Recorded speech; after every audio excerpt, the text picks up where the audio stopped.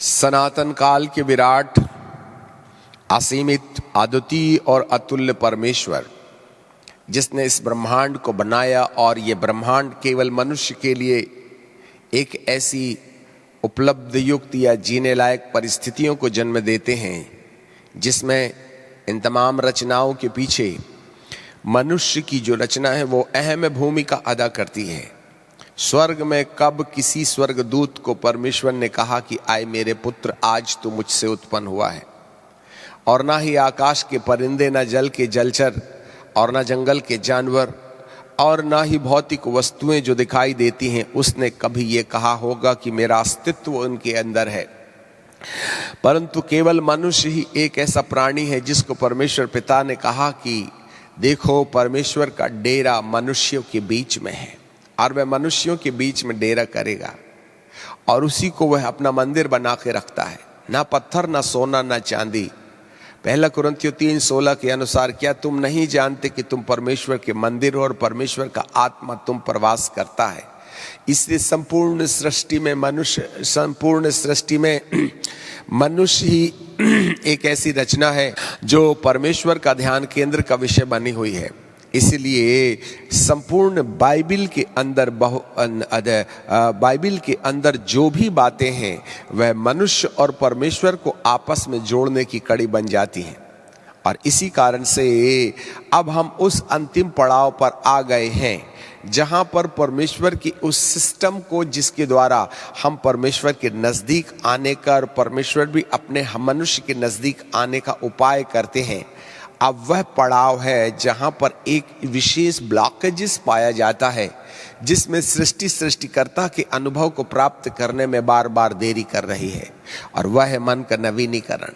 मन के नवीनीकरण के बिना सृष्टि और सृष्टिकर्ता के बीच अनुभवपूर्ण रिश्ता स्थापित नहीं किया जा सकता। It is not possible to have the right relationship with God in our experiences without the renewing of mind.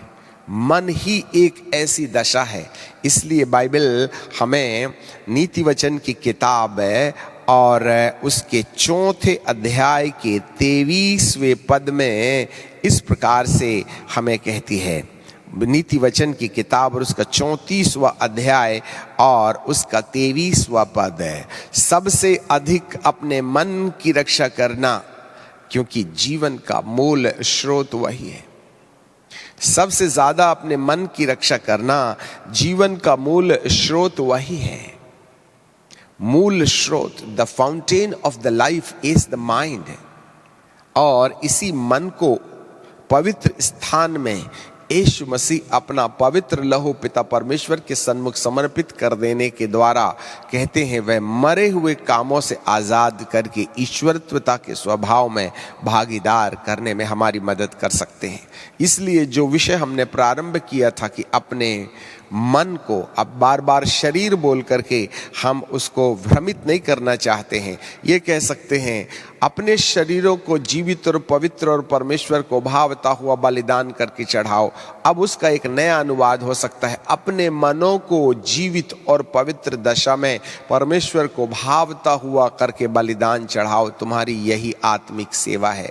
बुद्धि के नए हो जाने से तुम्हारी चाल चलन भी बदल जाएगी, और बुद्धि के नए हो जाने से तुम्हारी चाल चलन भी बदल जाएगी, जिससे कि तुम परमेश्वर की भली और भावती और सिद्ध इच्छा अनुभव करके मालूम कर सकोगे। जी हाँ, और उस पड़ाव में अब तक हम आ गए थे मरकुस की किताब में कि कैसे लहू। अब एक बात और हमें थोड़ी सी याद करनी पड़ेगी, मन का नवीनीकरण बराबर परमेश्वर का स्वभाव। परमेश्वर का स्वभाव को ही हम महिमा कहते हैं, ग्लोरी ऑफ गॉड। और मन का नवीनीकरण ही मन के बदल जाने से हमारे अंदर नमक रहने की सच्चाई बताता है। नमक, तुम पृथ्वी के नमक हो, और नमक की नमकीनी चली गई तो वह किसी और काम की नहीं, बाहर पत्थर के समान फेंक दिया जाए। नमक की नमकीनी यदि चली गई तो नमक को तो नमकीन नहीं किया जा सकता है, परंतु हम जो पृथ्वी के नमक है उसका उपाय है। और उसका उपाय ये है कि हर एक जन आग से नमकीन किया जाता है, और आग यहां मनुष्य को नमकीन बनाने का उपाय करती है। अब यहां पर मन का नवीनीकरण, बराबर परमेश्वर का स्वभाव, बराबर जीवन, बराबर महिमा, और उसके लिए है आग। अब इस आग को मनुष्य के जीवन के अंदर पैदा करने का क्या तरीका है? भौतिक रीति से यदि हम आग की कल्पना करें तो आग जब तक दो चीज का घर्षण नहीं होगा तब तक आग पैदा नहीं होती है। आज हमारे लिए आग जलाने के लिए आधुनिक जो तंत्र है वो है माचिस। माचिस की एक तीली होती है, उस तीली की लकड़ी होती है, उस लकड़ी के ऊपर एक मसाला होता है और दूसरा मसाला उस डब्बी के दोनों किनार पर, छोटे वाले किनार पर लगा रहता है। यदि आप माचिस की तीली पर लगी मसाले को चपटे वाले हिस्से पर जहां फूल बना है वहां जिंदगी भर रगड़ते रहिएगा, आग पैदा नहीं होगी। परंतु जैसे ही आप उसकी छोटी चपटे हिस्से पर जहां पर मसाला लगा है उस पर हल्का सा रगड़ मारते हैं तो आग पैदा हो जाती है। पुराने जमाने में, जब हमें आज भी याद है, वो बुजुर्ग लोग जब वो चिलम पिया करते थे, बीड़ी पिया करते थे, तो उस जमाने में ये आचिस माचिस थोड़ा महंगा पड़ जाती थी, ये बड़े लोगों का काम था। तो वो लोग अपने एक छोटे से थैले में एक लोहे का इतना बड़ा टुकड़ा रखा करते थे, बहुत कठोर रहता था, लोहार से जाके बना लेते थे। और जो चकमक का पत्थर होता है क्रिस्टल वाला, उसका एक छोटा सा, जो बहुत कठोर रहता है, एक छोटा सा टुकड़ा रख लेते थे। और पुराना वाला सड़ा हुआ कपड़ा, नया नहीं, और उस कपड़े के धागे को ऐसा करके उसको बूच निकाल देते थे और उस पत्थर के ऊपर इस कपड़े को रखते थे, पत्थर के निचले वाले हिस्से में, और कपड़े के थोड़े से जो रुए हैं वो बाहर रहते थे और नीचे पत्थर, और फिर लोहे से पत्थर पर यूं मारते थे तो लोहा और पत्थर के घर्षण से चिंगारी पैदा होती थी, और ये चिंगारी नीचे पुराने कपड़े के बालों को जैसे ही छूती थी वो सुलग जाती थी, और फू करके हम उसको आग में बदल सकते थे। एनीहाउ, आग को बदलने के लिए आपने दो चीजों के घर्षण की जरूरत रहती है। अमेरिका के जंगलों में आग लग जाती है, ऑस्ट्रेलिया के जंगलों में आग लग जाती है। क्यों? क्योंकि जब तेज हवाएं चलती हैं तो एक डगाल दूसरी डगाल से रगड़ा खाती है। यदि हवाएं न चलेंगी तो आग न चलेगी, जलेगी। आग का कारण है तूफान, हरे पेड़ जल जाते हैं। इसी तरीके से मनुष्य के जीवन के अंदर में भी आग उत्पन्न करने के लिए दो महत्वपूर्ण बातों के रगड़ की जरूरत है।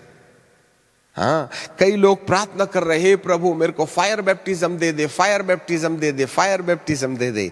भाई साहब, दुआ से फायर नहीं आती, एलिया की वेदी पर आई होगी, आपके जीवन पर नहीं आएगी।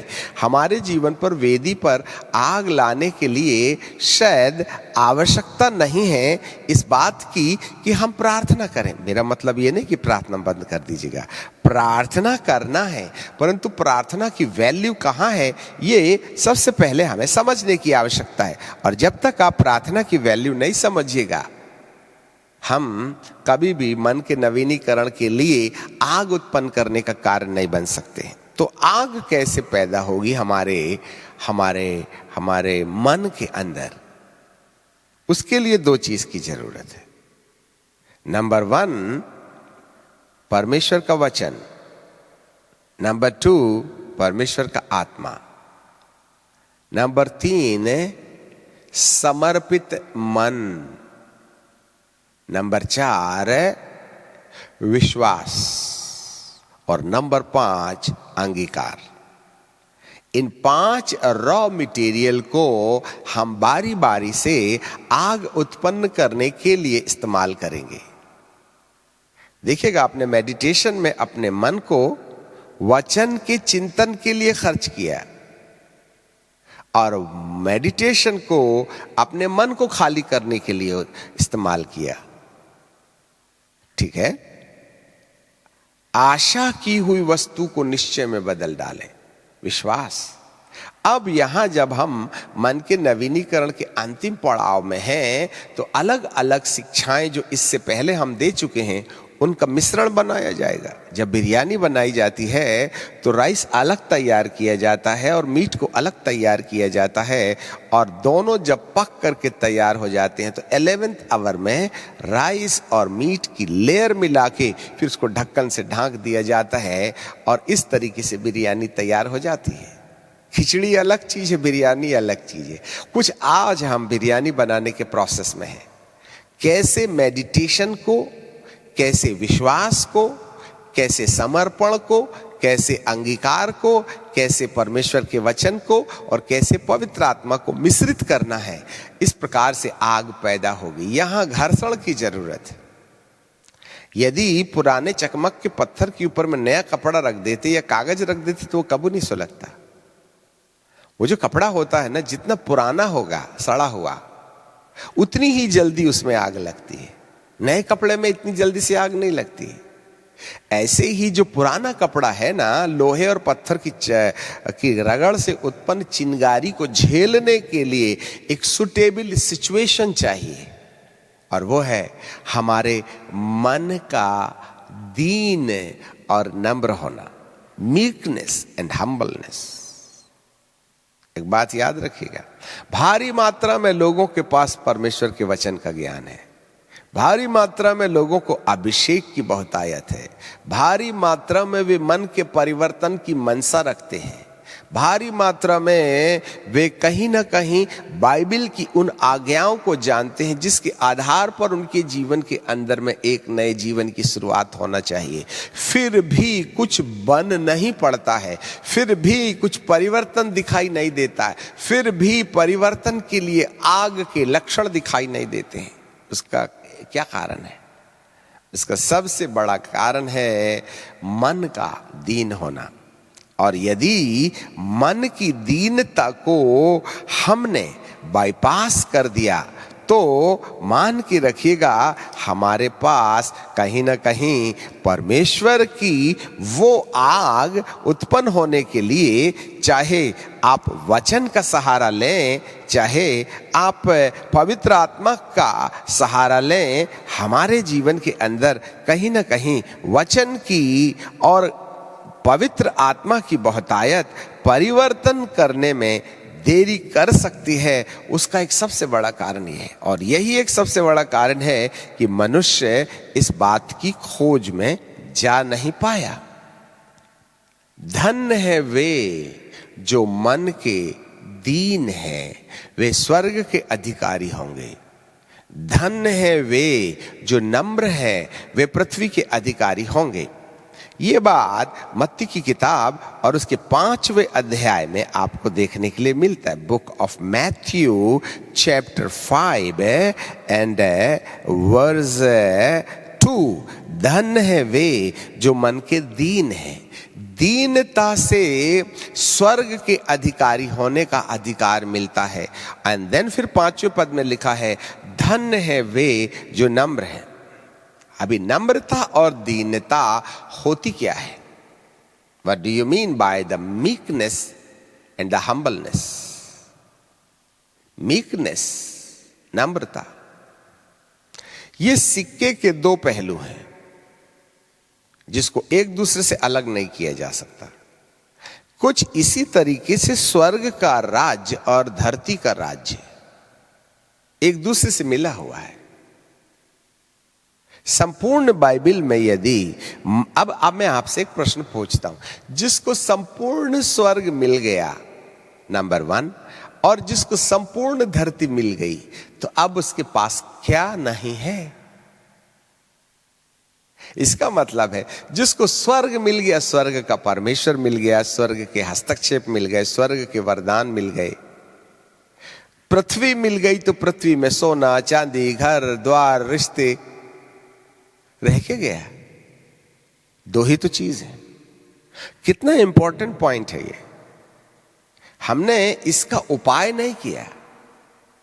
आज लोग वचन रखते हैं, अभिषेक रखते हैं, मन रखते हैं, साथ में कठोरता भी पाई जाती है, हार्ड इन पर्सनालिटी। और ये जो कठोरता है, यही है जो हमारे मन के अंदर वचन को और आत्मा को काम करने में रोकती है।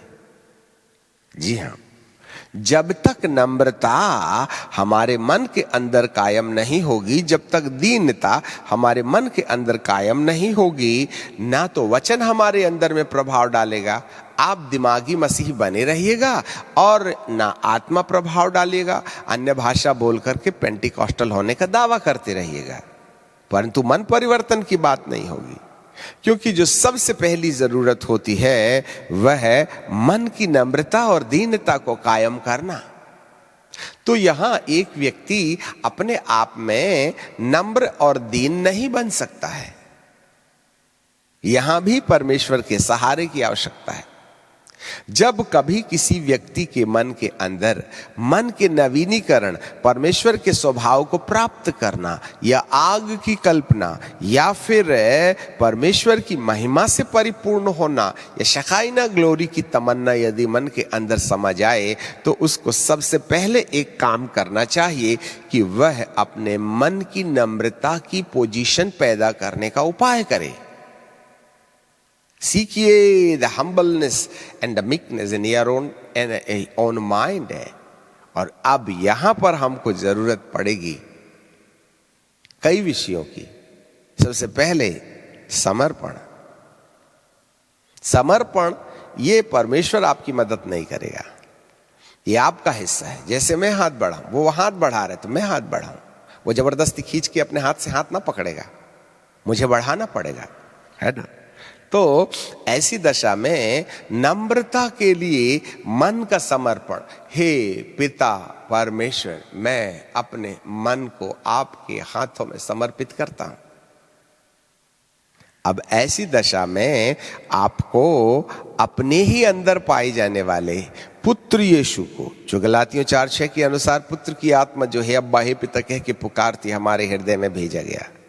और वो पवित्र आत्मा जो हमारी आत्मा में है, उस आत्मा को आपने अपने ही मन को उस आत्मा के हाथ में समर्पित करने की जरूरत है।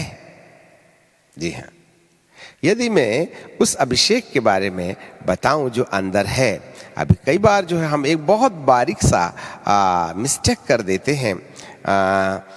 मैं आपके लिए पढ़ता हूं पहला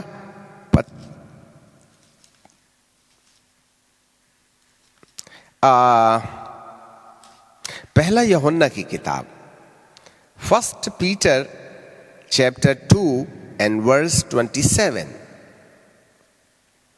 और तुम्हारा वह अभिषेक जो उसकी ओर से किया गया है तुम में बना रहता है।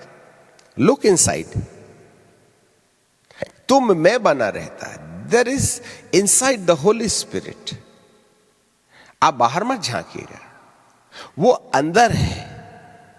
और अधिकांशतः हम पवित्र आत्मा को, परमेश्वर को बाहर देखते हैं, आकाश गंगा के ऊपर देखते हैं, और वहां अपनी क्षमता से, अपने ध्यान से, अपने मेडिटेशन से वो आकाश गंगा के ऊपर जाने की बात करते हैं। जबकि बाइबल कहती है अभिषेक तो ऊपर है ही है, वहां बाद में चलेंगे, परंतु लिखा है कि तुम में बना रहता है। The anointing is inside of our heart. Yes. और तुम्हें इसका प्रयोजन नहीं कि कोई तुम्हें सिखाए, क्योंकि जैसा वह अभिषेक जो उसकी ओर से किया गया है तुम्हें सब बातें सिखाता है, और वह सच्चा है और झूठा नहीं। जैसा उसने तुम्हें सिखाया है वैसे ही तुम उसमें बने रहो। इनसाइड। जी हाँ, तो हमारी आत्मा में पवित्र आत्मा आ गए, और इसका एहसास हम नहीं करते हैं, इसका चिंतन हम नहीं करते हैं, हम बाहर ढूंढते रहते हैं, उसको अंदर खोजना बंद कर देते हैं। जी है। अभी एक बात और पढ़िएगा, रोमियो की किताब और उसका 8वां अध्याय और उसका 16वां पद, book of Roman chapter 8 and verse 16। आत्मा आप ही हमारी आत्मा के साथ, wonderful, the holy spirit along with our spirit। इसका मतलब है पवित्र आत्मा, चाहे वह पुत्र की आत्मा के रूप में हो या पवित्र आत्मा के रूप में हो, वह हमारी आत्मा में विराजमान है। तो हमें अपने मन को अंदर ही रहने वाले पवित्र आत्मा के समर्पण में लाना है। जी हां, तो यहां लिखा है आत्मा हमारी आत्मा के साथ गवाही देता है कि हम परमेश्वर की संतान हैं, और यदि संतान है तो वारिस भी हैं, वरन परमेश्वर के वारिस और मसीह के संगी वारिस। सो जब हम उसके साथ दुख उठाते हैं तो महिमा, परमेश्वर का स्वभाव भी पाए। तो समर्पण जो है, जब हम आंख बंद करें, जैसा हमने मेडिटेशन वाले चैप्टर में पढ़ाया था, कि हम फील करें कि हमारी आत्मा है। नंबर 2, उस आत्मा को आप सूक्ष्म सूक्ष्म भाव के समान कणों को देखिएगा। That's a human spirit, breath, श्वास। और फिर आपने पुत्र यीशु को ग्रहण किया, तो जैसे मूसा की लाठी ने सांप की लाठी, मूसा की लाठी के सांप ने फिरौन की लाठी के सांप को निकल करके फिरौन की लाठी की मूसा की लाठी के अंदर समा गई, वैसे ही आप पुत्र की आत्मा को और पवित्र आत्मा को, दोनों को एक साथ देखिएगा। पुत्र की आत्मा को और पवित्र आत्मा को देखिएगा कि मूसा की लाठी के समान उसने आपकी आत्मा को अपने अंदर समा लिया है। तब आपकी आत्मा में मात्र पुत्र की आत्मा है, पवित्र आत्मा है। और अब आप इन कल्पनाओं को, इस मन को अंदर ही रहने वाले पवित्र आत्मा के सुपुर्द ध्यान के रास्ते करें, मेडिटेशन जिसको बोलते हैं। आए मेरे पवित्र आत्मा, आप जो मेरे अंदर है, और ये पवित्र आत्मा कोई नौकर सेवक नहीं है, he is a God, God the holy spirit. That means God is dwelling in your heart. You are the temple of the living God. तुम जीवित परमेश्वर के मंदिर हो, तो अपने अंदर एहसास करो, आप उसको भूल मत जाइएगा। Do not forget that the holy spirit is abiding in you. Do not reject that you are empty. Feel that God is abiding in you. अनुभव कीजिएगा कि आपके अंदर ही पवित्र आत्मा और मसीहा है, और अपने चेतन को, अपनी कल्पनाओं को, अपनी भावनाओं को, अपने इमोशंस को अंदर में रहने वाले पवित्र आत्मा के सानिध्य डालते हुए कहें, ऐ पवित्र आत्मा, मैं अपने मन को, आत्मा तो ऑलरेडी तूने मूसा की लाठी के अंदर, जैसे फिरौन की लाठी आ गई, वैसे ही आपने मेरी आत्मा को अपने अंदर में समा लिया है, पर मेरा मन आज भी मेरे ताबे में है, मेरे कब्जे में है। इसलिए मैं उस मन को भी आपके हाथों में सौंप देना चाहता हूं। यस, आइए पवित्र आत्मा जो मेरे अंदर है, मेरे मन को अपने नियंत्रण में ले लीजिएगा। और अब मैं अपने तरीके से सोचना नहीं चाहता हूं, अपने तरीके से दिमाग के द्वारा देखी गई बातों को कल्पना में नहीं आने देना चाहता हूं। दिमाग को कानों के द्वारा आने वाली सूचनाओं से उसको वंचित कर देना चाहता हूं। मेरे खुद के दिमाग में विचार उत्पन्न करने वाले सिस्टम को मैं आपके हाथों में डाल देता हूं। It's a one kind of meditation. हे पिता, अब आप ऐसा कहिए, हे प्रभु, मेरी कठोरता को आप ले लीजिएगा और आपका टूटा हुआ हृदय मुझे दे दीजिएगा। आए मेरे अंदर में रहने वाले पवित्र आत्मा, मुझे टूटा दिल दे दीजिएगा। बाइबल कहती है, जो ऊंचे में, पवित्र स्थान में जो सर्वशक्तिमान है, वह यूं कहता है कि मैं उनके साथ भी रहता हूं जो टूटे मन वाले हैं, और मैं नम्र लोगों के साथ रहता हूं। 5 क्वालिटी वाला परमेश्वर 6वीं क्वालिटी में भी रहता है, वह नम्र लोगों के साथ रहता है। इसलिए भजन संहिता के 51 अध्याय में बाइबल कहती है, वह टूटे मन वालों के समीप और पिसे हुओं का उद्धार करता है। 23वें पद में बाइबल के अनुसार, हे प्रभु give me a broken heart, give me the tears lord. मैं टूट जाऊं, ये मैं अपने आप में टूट नहीं सकता हूं। आए मेरे अंदर में रहने वाले पवित्र आत्मा, मुझे मदद दीजिए। मैं अपने आप को तोड़ना चाहता हूं, मैं अपने विवेक को आपके हाथों में सौंपना चाहता हूं। इस प्रकार से ये अंतर्द्वंद होने दीजिएगा, inner warfare for meekness and humbleness.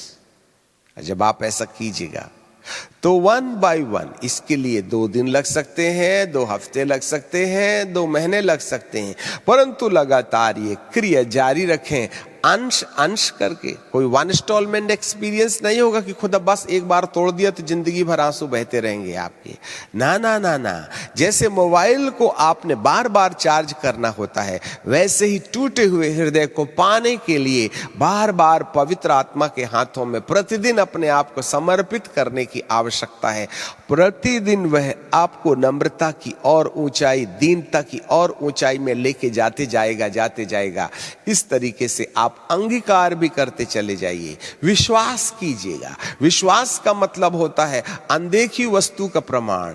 हाँ, आप अंदर देख रहे हैं कि आपका मन पवित्र आत्मा के नियंत्रण में जा रहा है। आप कल्पना में देख रहे हैं कि पवित्र आत्मा आपके विवेक को अपने कब्जे में ला रहा है। ऐसा करके यहाँ विश्वास भी काम में लाना है, ध्यान भी काम में लाना है, अंगीकार भी काम में लाना है, और मन के समर्पण के लिए तैयारी करनी है। समर्पण के लिए अंदर का अभिषेक, विश्वास, ध्यान, अंगीकार। धन्यवाद पिता परमेश्वर, आपने मेरे मन को तोड़ दिया। मान लो कि तुम्हें मिल गया है तो तुम्हारे लिए हो जाएगा। You are exercising the faith for the humbleness and the meekness. It's inner warfare, inner spiritual warfare for humbleness and the meekness.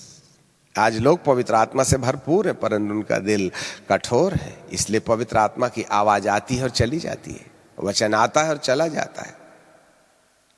आपको मालूम है सबसे बड़ी संपत्ति है नम्रता। मन के नवीनीकरण को बाद में सोचिए, शैतान से लड़ने की बात बाद में कीजिए, अनंत जीवन में प्रवेश की बातें बाद में कीजिएगा। डू यू हम्बल और the meek before the site of God, ये सबसे आवश्यक बात है। और इसी को दुनिया ने बाईपास कर दिया है। आज वचन की तोपें चल रही हैं, अभी अभिषेक के हथगोले फेंके जा रहे हैं, कुछ जलता नजर नहीं आता। बस बात चंगाई और छुटकारे और नववरदान तक सीमित है, जिंदगियां नहीं बदल रही हैं। लोग बीड़ी पी के चंगाई लेने आते हैं और जाके फिर सुलगा लेते हैं। आज लोग पत्नी से बैर करके प्रभु भोज खाते हैं और जाके दनादन पिटाई शुरू कर देते हैं। आज लोग फायर कॉन्फ्रेंस में जाते हैं, पड़ोसी का बैर 15 साल से है, आगे और भी चलता रहेगा। No conversion, no transformation. फिर क्या हुआ फायर कॉन्फ्रेंस से? फिर क्या हुआ बाइबल के ज्ञान से? फिर क्या हुआ हमें परमेश्वर के आत्मा और अभिषेक से? हिलते तो ऐसे हैं कि पूरी बिल्डिंग हिल जाती है। इसलिए अब शरीर पैर हाथ हिलाना बंद करें, इसमें कोई दम नहीं है। ये फिजिकल एक्सरसाइज मात्र रह गई है जो पेंटिकॉस्टल लोगों की आदतों में आ जाता है। अपने मन को तो आपने समर्पित नहीं न किया है। चोट मत खाइए, जमाना गया चोट खाने का। संस्कारों से निकल आए, भावावेश से बाहर आ जाएं। सभ्यता और नम्रता और दीनता से इन समयों में सधी हुई शिक्षाओं के द्वारा अपनी जिंदगी के परिवर्तन के लिए पवित्र आत्मा की वैल्यू क्या होती है, वचन की वैल्यू क्या होती है, इन दोनों ने मिलकर के कब हमारे मन में काम करना है, इसको समझना तो जरूरी पड़ेगा। मीकनेस, नम्रता। नम्रता का मतलब है, एक कहानी हम बताते हैं।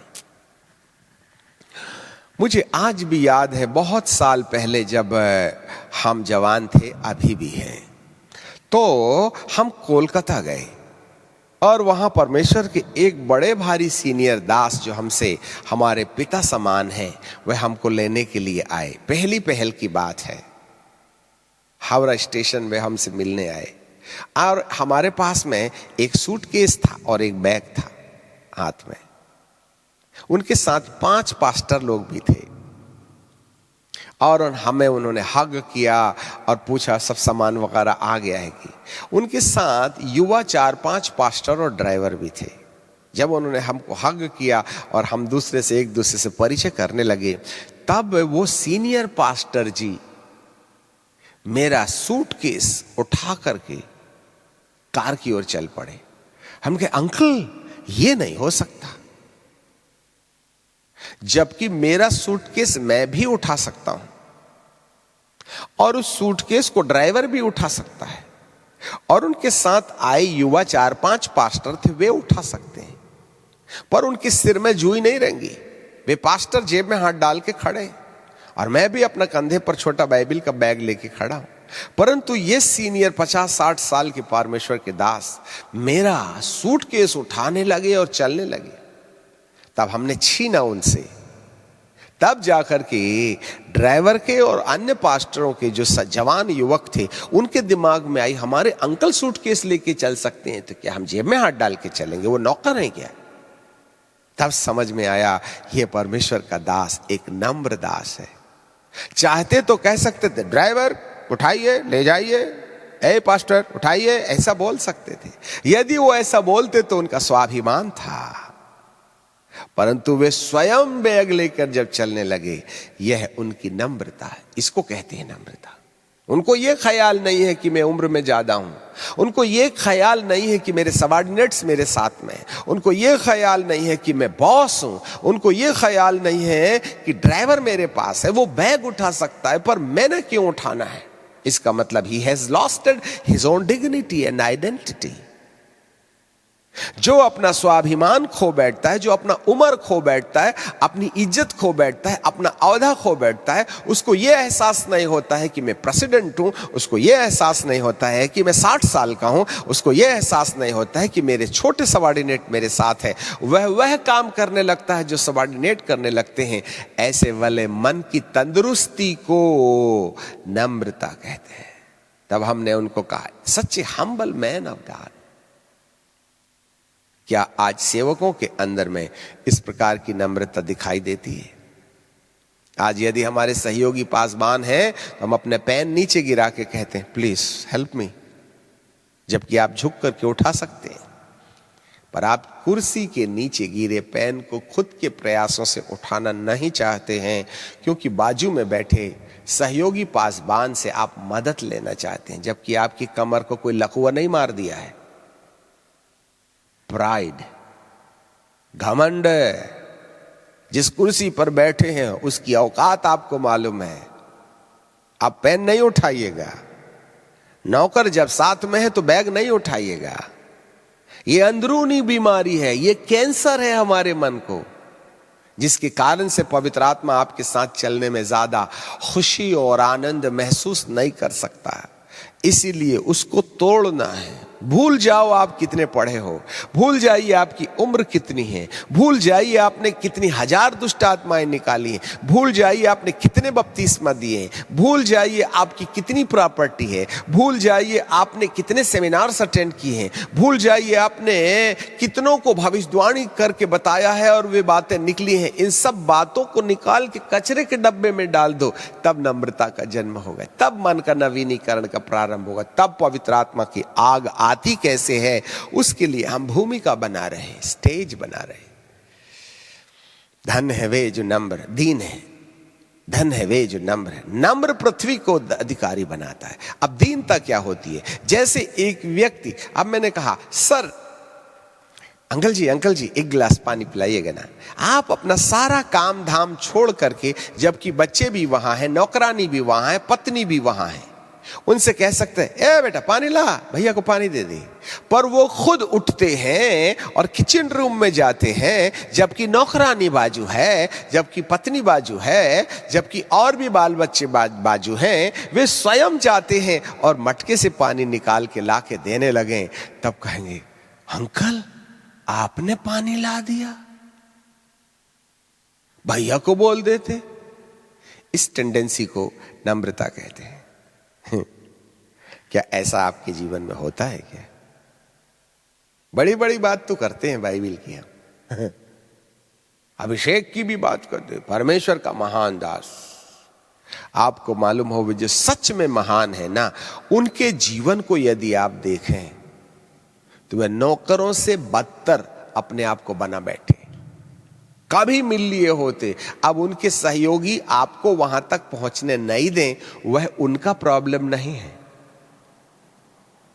परंतु एक बार यदि सच में सच्चे परमेश्वर के दास के करीब तक यदि आप पहुंच जाइएगा तो वह आपको साहब और स्वयं को नौकर समझ करके व्यवहार करना शुरू करेंगे। इसलिए वो महान है। एक दर्शन हम आपके सामने लाना चाहते हैं। एक बड़े भारी भविष्यवक्ता हुआ करते थे।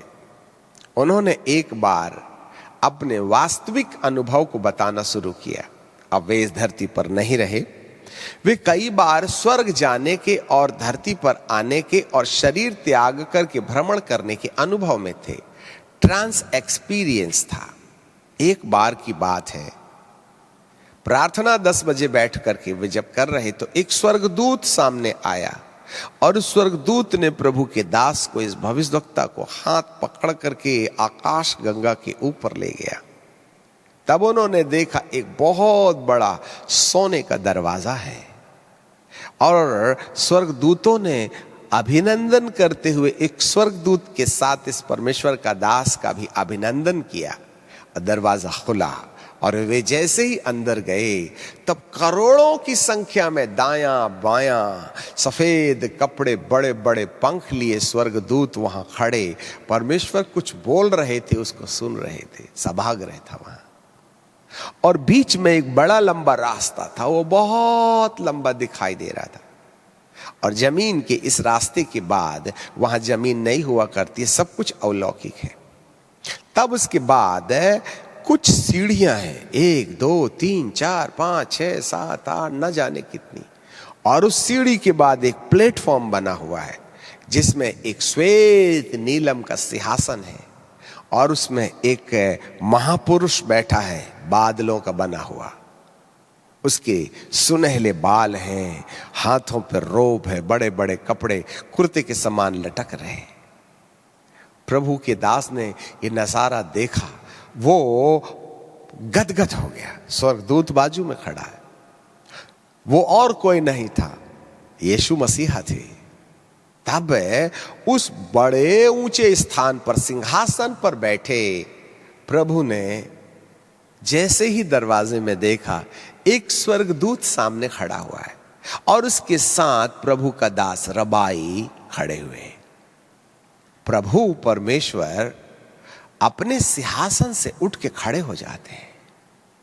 Listen me very carefully.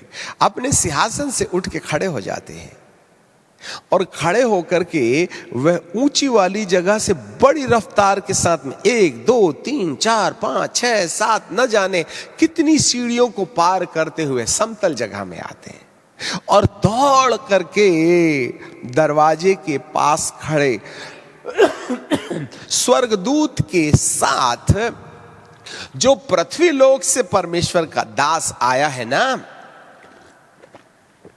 उसके पास पहुंच जाते हैं। सारे स्वर्गदूत यहोवा परमेश्वर पुत्र यीशु को सिंहासन से उठकर सीढ़ियों से नीचे उतरकर समतल जगह में तेजी से दौड़ता हुआ जाता हुआ देखकर कि पूरी जनता इस यीशु की ओर या परमेश्वर पिता की ओर ताक रही है। प्रभु को क्या हो गया? सिंहासन से उठ खड़े हुए और वे सीढ़ी से नीचे उतर आए और हमारे लेवल में आ गए और दौड़ते दौड़ते दरवाजे की तरफ जा रहे हैं। तब उन्होंने कहा, hello mister rabbi, hello my dear beloved son rabbi. और उन्होंने हाथ पकड़ा और हाथ पकड़ के करोड़ों स्वर्गदूतों के साथ समतल जगह में चलते चलते फक्र के साथ, जैसे कोई दुल्हा दुल्हन का हाथ पकड़ के चलती है, दुल्हा दुल्हन का हाथ पकड़ के चलता है, माफ कीजिएगा, वैसे ही कुछ ऐसे चलते चलते वे समतल जगह के बाद 1 बाय 1 सीढ़ियों से ऊपर उनका हाथ पकड़ के खड़े चलते चले जा रहे हैं। स्वर्गदूत वहीं पीछे रह गया और सिंहासन के सामने वे खड़े हो गए और कहा, आए तमाम स्वर्गदूतों, he is my beloved son, I want to introduce him. धरती में इसके समान नम्र व्यक्ति मैंने नहीं देखा, यही मेरी ओर से इसका परिचय है। I have never seen on the face of this earth such a humble man of God who lives on the earth, and I want to introduce you। पिता परमेश्वर ने उस ऊंचे स्थान पर ले जाकर के आए रबाई को परिचित किया कि धरती पर सबसे नम्र व्यक्ति है, जिसकी आंखों से हर समय आंसू लुढ़कते ही रहते हैं। This is the meekness and humbleness, जिसका मालिक भी आदर करता है, जिसका सम्मान स्वर्ग में भी, तब सारे के सारे करोड़ों स्वर्गदूत परमेश्वर के सन्मुख झुक गए। वे इसलिए नहीं कि परमेश्वर का दास धरती से आया है और वह उसके सामने झुके क्योंकि वह नम्र है, पर वो परमेश्वर पिता की इस हरकत से कि इतना बड़ा सृष्टिकर्ता कहता तो ए स्वर्गदूत कमान, उसको हाथ पकड़ के इधर लेके आइएगा, हाँ इधर लेके आइएगा, वो कमांड कर सकता था, परंतु पिता परमेश्वर स्वयं सृष्टि के सामने खड़े हो गए। वह अपने ऊंचे स्थान से नीचे स्थान में आए, वह दौड़ करके दरवाजे तक गए और उसका हाथ पकड़ के साथ लाए और ऊंची सीढ़ियों में केवल उसी को चढ़ने की अनुमति दी। कोई स्वर्ग का दूत नहीं चढ़ सकता, याद रखिएगा। और वहां ले जाके अपने सिंहासन के बाजू में वो खुद बैठ गए और उसको खड़ा रखे, ऐसा नहीं, वे अपनी चेयर के सामने खड़े हो गए और उसको बाजू में राइट हैंड साइड में खड़ा करते हुए कहते हैं, मैंने धरती पर ऐसा नम्र व्यक्ति नहीं देखा। इस हरकत से सारे स्वर्गदूत भौचक्के के हो गए। चाहते तो वो कह सकते थे, come on my son rabbi, come on, come here, come here, come here, don't worry, come on, ऐसा वो बोल सकते थे। उंगलियों को इस तरीके से करना स्वाभिमान का प्रतीक है। हम कुर्सी से उठ नहीं सकते चपरासी के लिए।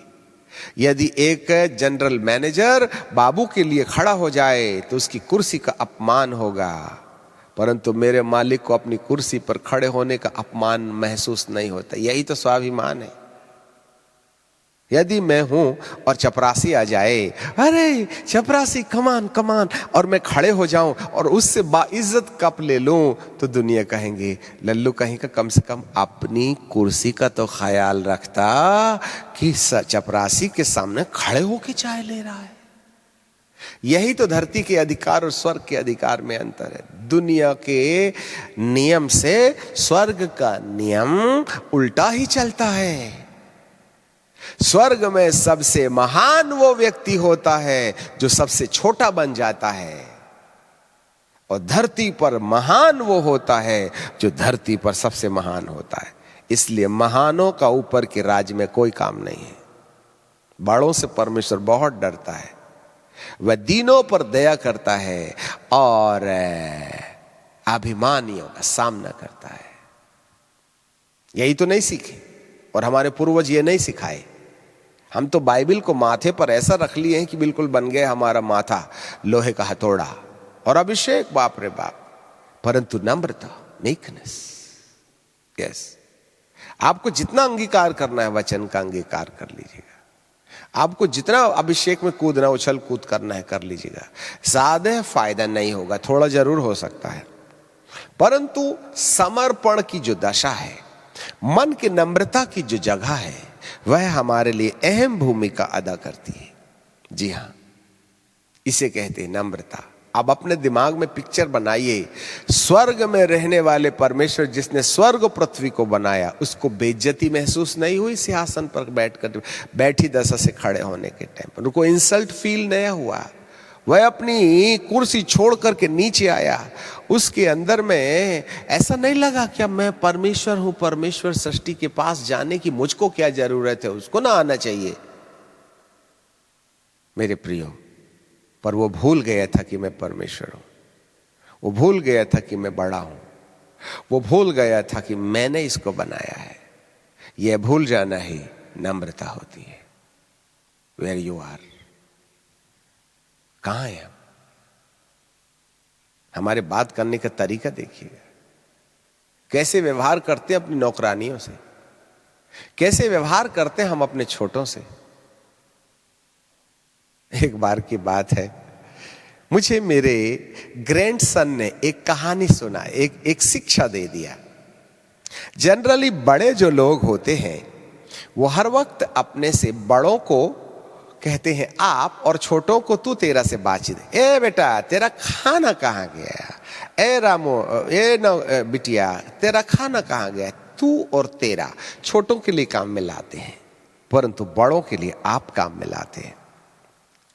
जब मैंने अपने छोटे बड़े वाले ग्रैंडसन, जिसका नाम जोहान है, बहुत जेंटल बच्चा है, मैंने उससे कहा बेटा तूने खाना खाया क्या, तो उसको अच्छा नहीं लगा, इरिटेट हो गया। दादू दादू आप मुझको तू मत बोलो, आप बोलो। लिटरली मैं बताता हूं, मेरे बेटे ने, मेरे ग्रैंडसन ने मुझे एक शिक्षा दे दिया। उस समय मेरे इतनी बेचैनी और इतना अपमान, इंसल्ट हुआ। ये छोटा सा बच्चा 4 साल का मुझे शिक्षा दे गया। शायद मुझे अपने छोटों को भी तू कहने के बजाय आप ही कहना चाहिए। फिर भी कम वक्त मेरा मन कई बार भूल जाता है, मैं फिर उसको ए बेटा तू फिर वापस लेता हूं, सॉरी बेटा आप। अब मुझे नहीं मालूम कितने महीने मुझे तू शब्द को निकालने में लगेंगे कि मैं अपने छोटों को भी आप बोलूं। मुझे नहीं मालूम है मेरा मुंह कब आपका आदी हो जाएगा। सीखने वाला कभी भी कहीं भी सीख सकता है, नहीं सीखने वाले के लिए बाइबल स्कूल भी छोटा हो जाता है। क्या करिएगा बड़ी बड़ी डिग्री लेकर के? आपका दिल जो कठोर बना पड़ा है, आप अपने नौकरों के साथ जिस तरीके से व्यवहार करते हैं, आप अपने छोटों के साथ जिस तरीके से व्यवहार करते हैं, आप अपने बेटों और बच्चों के साथ में जिस तरीके से व्यवहार करते हैं, आपके स्वाभिमान का परिचय मिलता है। तो पवित्र आत्मा सावधान आपके बाजू में खड़े रहते हैं। इस कठोर भूमि में तो मेरा हल नहीं गड़ता, तो बीज कहां से निकलेगा? अंकुरण नहीं होगा। इसके अंदर झाड़ियां हैं, इसकी भूमि कठोर है। बिना ज्योति भूमि पर यदि बीज डाल भी दिया जाए तो अंकुरण नहीं निकलेगा, और निकले भी तो पत्थर के जड़ें, पत्थर जो है जड़ों को नहीं जाने देंगे, और नहीं है तो झाड़ियां दबा देंगी, नहीं तो चिड़िया चुग करके लेके चली जाएगी। इसलिए नम्रता और दीनता वो भूमि है जिसको उर्वरक भूमि कहते हैं। आपको जितना बीज बोना है झाड़ियों में बो दीजिएगा, जितना बीज बोना है पथरीली भूमि में बो दीजिएगा, जितना बीज रोड में बोना है बो दीजिएगा। आपको मालूम है नतीजे कुछ नहीं निकलेंगे। नतीजे तो हमें उस भूमि पर, जिसको उपजाऊ भूमि कहते हैं, जिसका नाम है नम्रता, जिसका नाम है दीनता, नम्रता और दीनता, इसकी खोज कीजिएगा। मूसा धरती भर में नम्र व्यक्ति था, तोतला बोलता था। एक बार हमने प्रश्न किया प्रभु जी से, हे प्रभु आप मूसा बाबा को बात करते हो, फिर मूसा बाबा की तोतली लैंग्वेज को हारून बाबा ट्रांसलेट करते हैं। आपका भी 1 घंटे का मैसेज 2 घंटे में जाता है, मूसा का भी शरीर खर्च होता है, और हारून का भी ना ट्रांसलेशन में समय खर्च होता है। सुनने वाला 1 घंटे के संदेश को 2 घंटे में सुनता है। आप डायरेक्ट जो है हारून को संदेशा क्यों नहीं दे देते, जिससे कि मूसा की ताकत बच जावे और उनका सामने वाले का भी टाइम बढ़ जाए? आखिर बोलना तो मूसा को ही ना पड़ेगा। तो थ्रो प्रॉपर चैनल जाने के बजाय मूसा बाबा को लाठी लेके खड़े रहने दो, सीधे हारून बाबा के मुंह में वचन डाल दो, वो बोल देगा, उनका भी टाइम बचे, आप भी जल्दी से काम निपटाइएगा और मूसा की भी ताकत खर्च होवे ना। तब एक बहुत मजाकिया लहजे में प्रकाशन मेरे दिमाग के अंदर में आया। बात ऐसी है, मूसा का जो मोबाइल है ना, एक गाड़ी में भी बिल्कुल क्लियर आवाज सुनाता है, हाई क्लास। और हारून का जो मोबाइल है 5 गाड़ी में भी कर कर कर कर कर कर बजता है। मैं बोला प्रभु समझ में नहीं आया ये आप हमको जो उदाहरण दे रहे हैं। बोले बात ऐसी है, मूसा के अंदर नम्रता और दीनता के कारण मेरी स्पष्ट आवाज बिल्कुल उसके कानों पर पड़ जाती है, परंतु हारून के अंदर स्वाभिमान और उसके घमंड के कारण मैं बोलता तो जरूर हूं, परंतु खरखराहट आवाज आती, का को खा सुन लिया तो सारी जनता के पास में रॉन्ग मैसेज चला जाएगा। इसलिए मैं हारून को डायरेक्ट मैसेज देने के बजाय मैं मूसा बाबा को देता हूं, क्योंकि उसकी नम्रता से मेरा क्लियर नेटवर्किंग रहता है।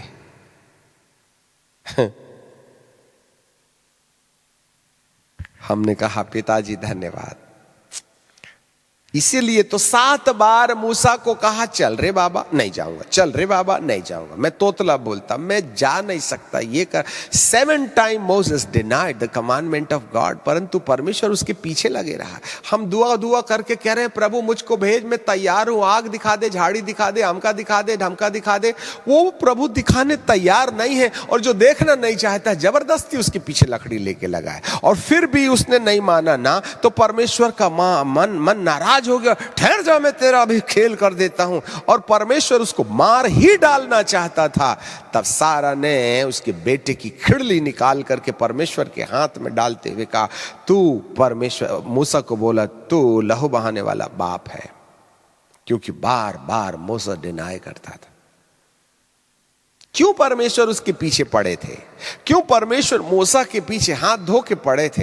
क्योंकि उसकी जो क्वालिटी थी वह क्वालिटी कि परमेश्वर ने कहा धरती भर में नम्र व्यक्ति मैंने मूसा के समान नहीं देखा, इसलिए मेरी मजबूरी बन रही है कि मैं मूसा के पास जाऊं। मूसा तो परमेश्वर का चेहरा देखने से डरता था, फिर भी परमेश्वर उसके सामने जलती झाड़ी में दर्शन देता है। आपको मालूम है, धन्य है वे जो दीन है, वे स्वर्ग के अधिकारी होंगे। यस, मन के नवीनीकरण के लिए, आग को नमकीना बनाने के लिए हमारी सबसे पहली जरूरत है हम्बलनेस एंड मीकनेस। जिसके पास नम्रता होगी उसके पास दीनता होगी, जिसके पास दीनता होगी उसके पास नम्रता होगी। क्योंकि मन की दशा व्यक्ति वस्तु स्थिति के लिए समर्पण में नम्रता बन जाती है, और यही समर्पण की दशा परमेश्वर के प्रति दीनता बन जाती है। Submissive to the God is the meekness. Submissive our mind to the world is the humbleness. बात वही है। व्यक्ति के लिए समर्पित हो जाना, परिस्थिति के लिए समर्पित हो जाना नम्रता कहलाती है, और इसी मन का परमेश्वर के प्रति समर्पण दीनता बन जाता है। बात एक ही है, इसलिए एक दूसरे को अलग नहीं किया जा सकता। पर हमारे भाव एक बार समर्पण के आदि हो जाएं तो आप परमेश्वर के लिए भी समर्पित हो जाइएगा और मनुष्यों के लिए भी समर्पित हो जाइएगा। बड़े बड़े दावे उसके खोजी लोग करते, ऐ पिता मैं तेरे लिए समर्पित हूं, परंतु मनुष्यों के साथ में शेर गुर्राई जैसे बात करते हैं। हे पिता। कई लोग तो परमेश्वर के सामने भी इतने जोर से बोलते हैं जैसे झगड़ा कर रहे हैं। He doesn't have any common sense to talk with God. ओ परमेश्वर तू कहां गया? क्यों? कॉलर पकड़ के खींचेगा क्या? हमारी आवाजें हमारे क्रोध को प्रकट कर रही हैं। अरे इतना जोर से शैतान के सामने चिल्लाता तो परमेश्वर के सामने चिल्ला रहा है। दक्षिण भारतीयों की आदत बिगड़ गई है, वे परमेश्वर से भी ऐसे बात करते जैसे कोई झगड़ा कर रहे हैं, और दुष्ट आत्मा के सामने बिल्कुल पूंछ हिलाने लगते हैं। मेरा परमेश्वर तुम्हें सद्बुद्धि दे कि परमेश्वर के सन्मुख जाने के वक्त हमारे लहजे कैसे होने चाहिए, हमारे तौर तरीके कैसे होने चाहिए। हम प्रार्थना में भी खुदा के सामने खिसियाए जैसे बात करते हैं, नाराज हुए समान बात करते हैं, जिद करने वाली बात करते हैं। अरे स्वर्गदूत से लड़ लिया याकूब से, परमेश्वर से तो मत लड़ो तुम। Meekness, humbleness, we have to learn how to stand before the throne of God, how to talk with God, right. बड़े नम्रता से लॉर्ड लॉर्ड, क्यों दहाड़ते हो बाप के सामने? इसका मतलब है तुम्हारा मन नहीं बदला। जो तुम दुश्मनों के साथ व्यवहार करते हो, उसी मनसा से परमेश्वर के साथ भी व्यवहार करते हो। सपन्या की किताब में लिखा, परमेश्वर के सामने चुप और शांत हो जाओ।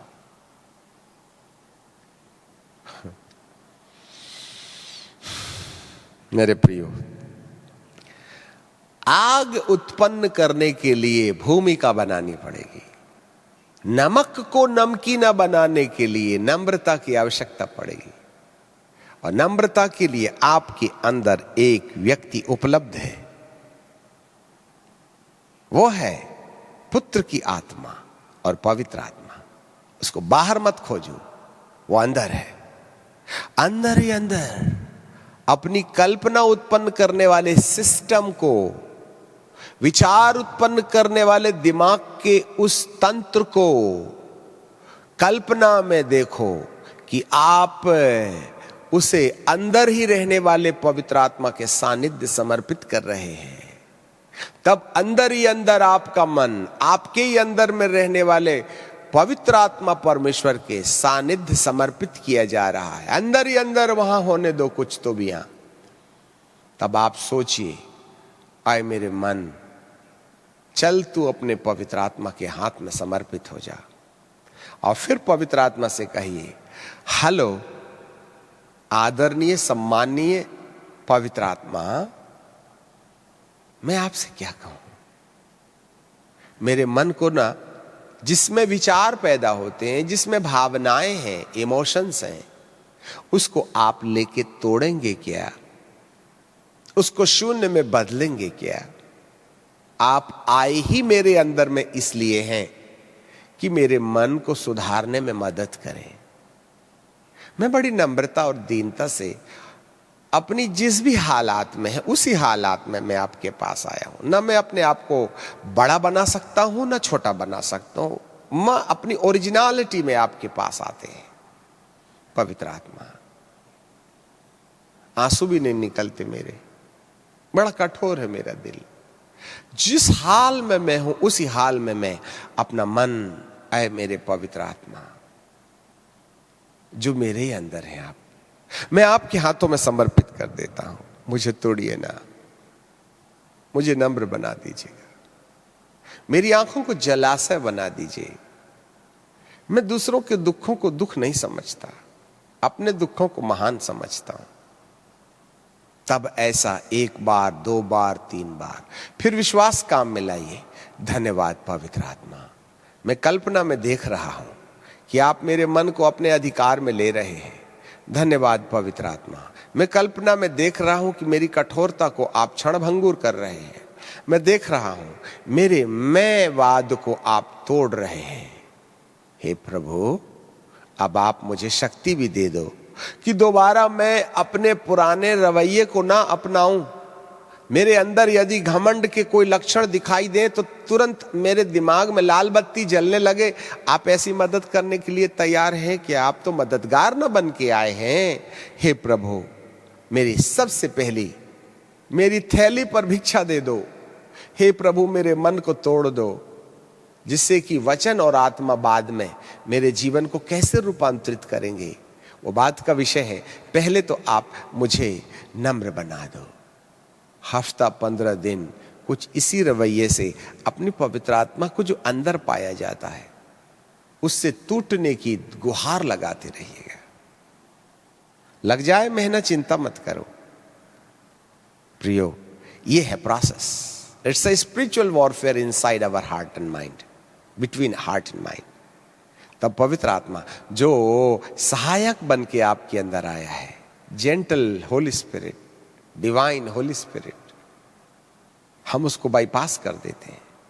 हम परमेश्वर को बाहर खोजते हैं, हम अंदर वाले परमेश्वर को रिक्वेस्ट करना भूल जाते हैं। जी हाँ, तब जो है मेरी आत्मा में रहने वाला पवित्र आत्मा मेरे मन को नियंत्रित करना शुरू करेगा और मेरी कठोरता को तोड़ता चला जाएगा। अभी आपने प्रार्थना किया है, जिसके लिए प्रार्थना किया, थोड़ी देर के बाद में वही गलती होगी, आपको फिर कहना लॉर्ड प्लीज फॉरगिव मी। जागते रहो, कई बार ऐसा होगा, आप उसको फिर मानिए। प्रभु 3 बार हो गया राजा। आपके अंदर गिल्टी कॉन्शियस हो, जब आप गुस्सा हो जाते हैं तो आपको गिल्टी कॉन्शियस हो, आपके अंदर स्वाभिमान के लक्षण दिखाई देते हैं, तो यदि आपने गिल्टी कॉन्शियस को मार डाला तो आप कभी नम्र नहीं बन सकते।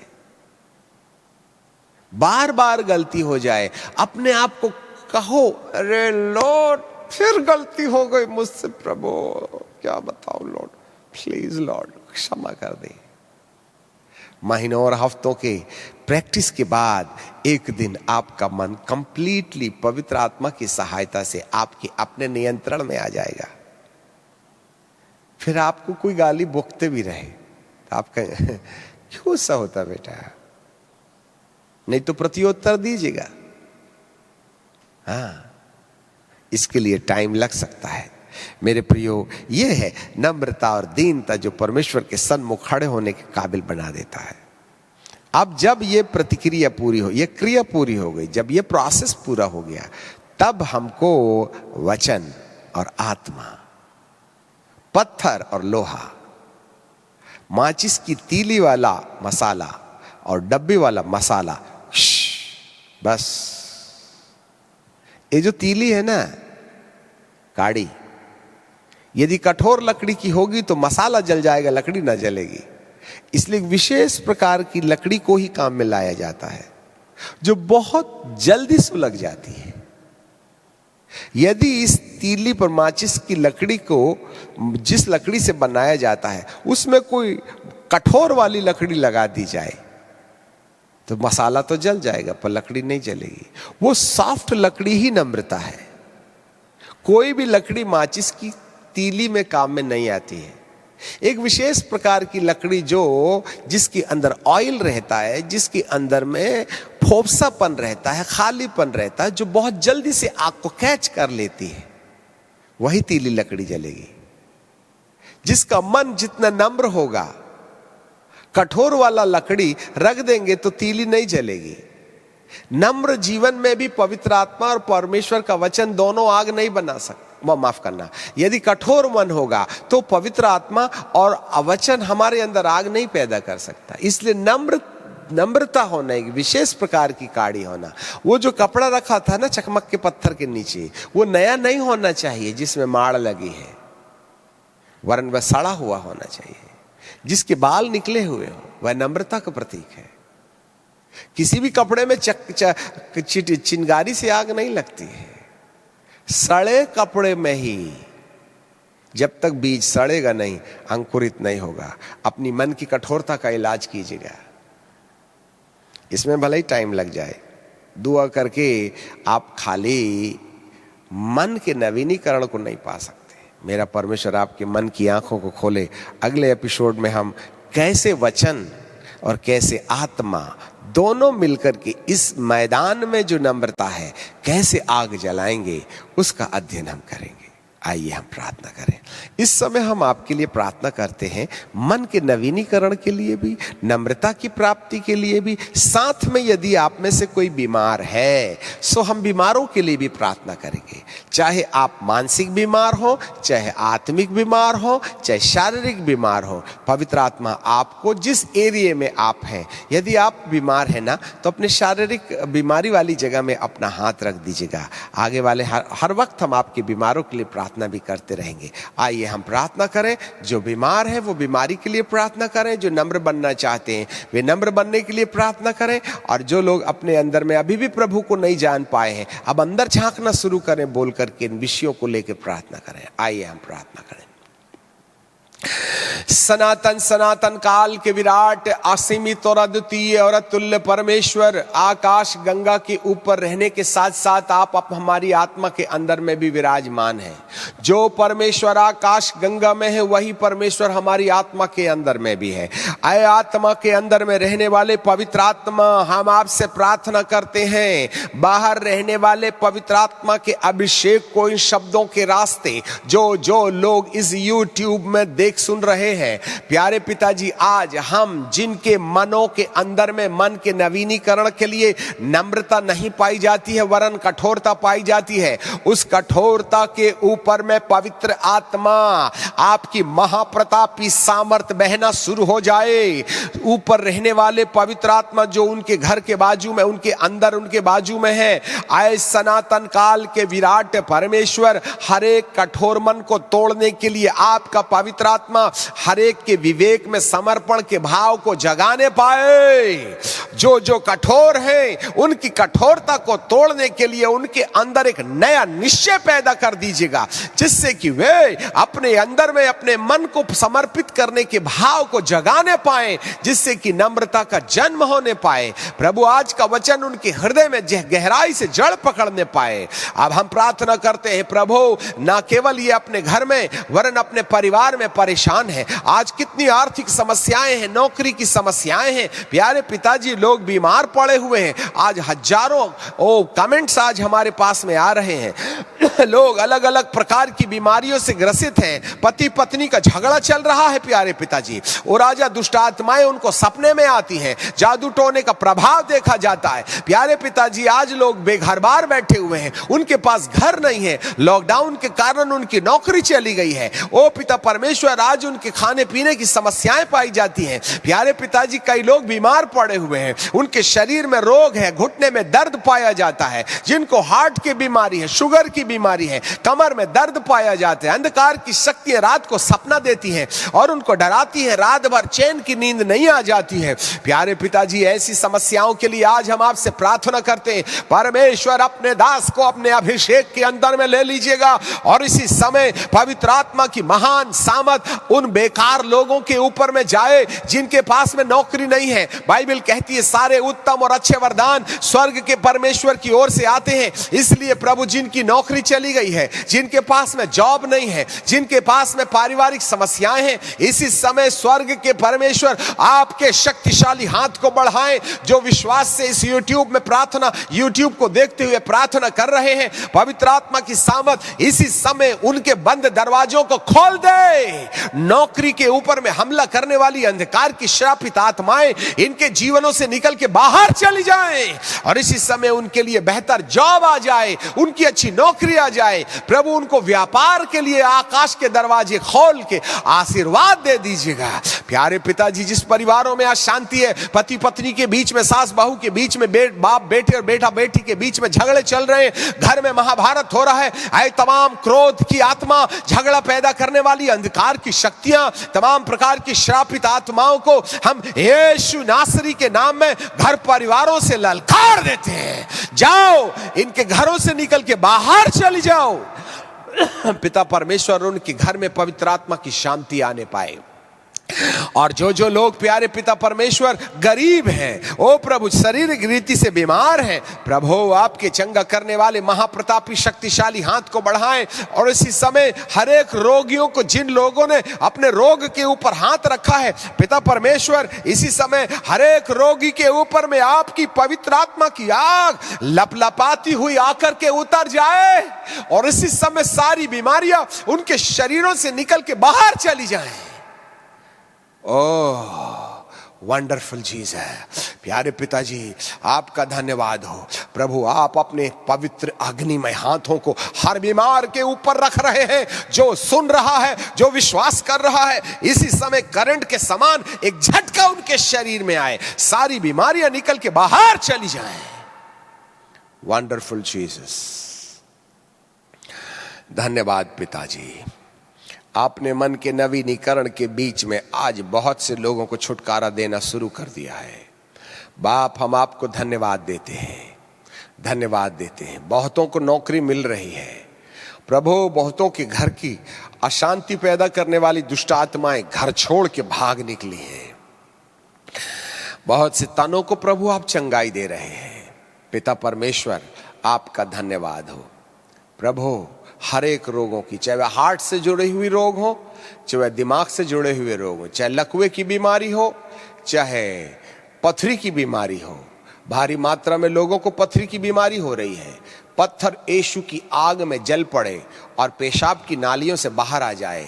यीशु के नाम में हम हर एक पथरी को कमांड करते हैं, पत्थर की बीमारी निकल के बाहर आ जाए, चाहे वह किडनी में हो, चाहे वह यूरिनिंग ब्लैडर में हो। यीशु के नाम में सारी पथरी निकल के बाहर आ जाए। शटा का महासिया। इसी समय प्रभु जी आपका धन्यवाद, आपने चंगाई दिया। बाप, मन में तनाव बोझ रखने वाले हर एक बेटे बेटी के ऊपर में भी आपकी छत्र छाया बनी रहे। यीशु नासरी के नाम से मांगते हैं, आमीन, आमीन, आमीन।